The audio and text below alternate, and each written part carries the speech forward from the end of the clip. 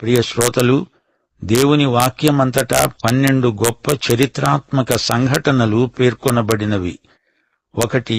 క్రీస్తు యొక్క రెండో రాకడ. ప్రకటన గ్రంథం 19వ అధ్యాయం. 2. సంఘం ఎత్తబడుతుంది. 1 తెస్సలోని పత్రిక 4వ అధ్యాయం.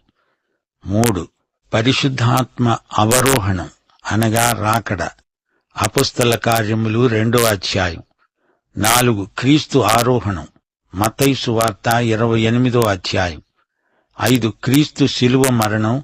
మత్తయి సువార్త 27వ అధ్యాయం. 6. క్రీస్తు జన్మ. లూకా సువార్త 2వ అధ్యాయం.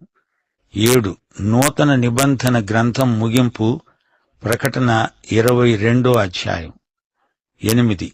పాత నిబంధన గ్రంథం ముగింపు. మలాకి 4వ అధ్యాయం. 9. సంఘం ఆరంభం. అపొస్తలుల కార్యములు 2వ అధ్యాయం. 10. ఇశ్రాయేలు జాతి ఆవిర్భావం. ఆదికాండం 12వ అధ్యాయం. 11. మానవ సృష్టి. ఆదికాండం 1-2 అధ్యాయాలు. 12. లోక సృష్టి. ఆదికాండం 1వ అధ్యాయం. ప్రియ శ్రోతలు, ఈ బైబిలు గ్రంథ విశిష్టత ఎంత చెప్పుకున్నా తనివి తీరదు.